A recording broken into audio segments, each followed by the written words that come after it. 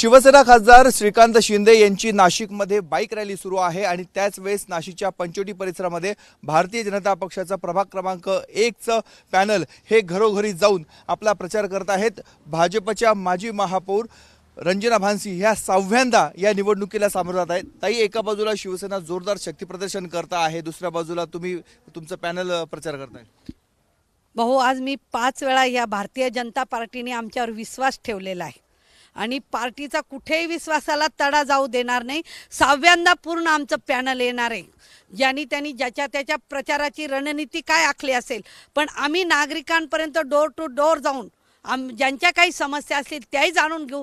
ज्या राहिलेल्या 4 वर्ष प्रशासकीय राजवट होतं, 2-2.5 वर्ष कोविड होतं, काही कामं किरकोळ राहून गेलेले असतील, निश्चित आम्ही नागरिकांची पूर्ण करणार आहोत। शिवसेनेचं किती आव्हान वाटतंय?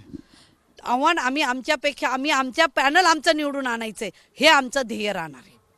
ताई, कुठले मुद्दे घेऊन तुम्ही मतदारांसमोर जात आहात? स्थायी समिती सभापती देखील तुमच्याकडे राहिलेली आहे, आता कुठले प्रमुख मुद्दे?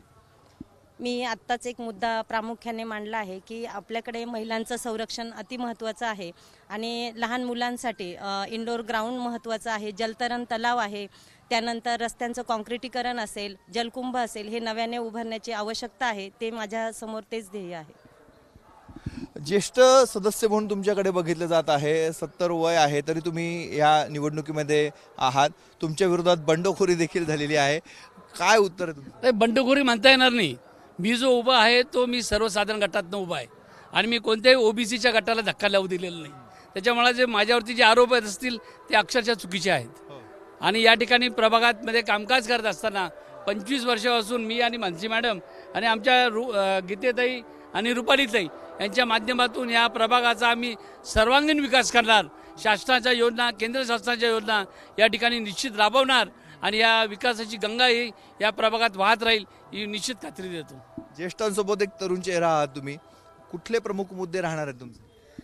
ज्येष्ठांसोबत माझं प्रभाग तर त्यांनी विकास केलेलाच आहे, पण अजून स्मार्ट कसा बनवता येईल, लहान मुलांना मोबाईलपासून दूर ठेवून त्यांना गेम्स, क्रीडांगणे, अभ्यासिका कसं आपण उभारता येईल याचा आम्ही नक्की प्रयत्न करणार आहे। आणि त्याचप्रमाणे प्रभागामध्ये ज्येष्ठांनी तर माझ्या मूलभूत सुविधा पुरवल्या आहे, पण आरोग्यसेवा नागरिकांपर्यंत कशा पोहोचवता येईल, मुख्यमंत्री सहायता निधी असो, मोदीजींनी काढलेल्या सगळ्या आरोग्याच्या योजना असो, त्या नक्की आम्ही प्रभागामध्ये पोहोचवण्याचा प्रयत्न करू।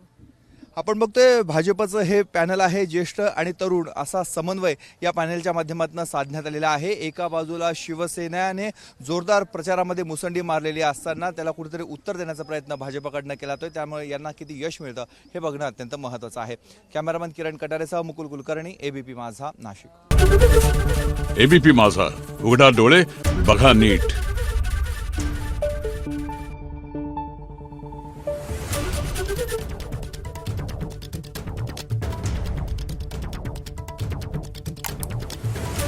Thank you.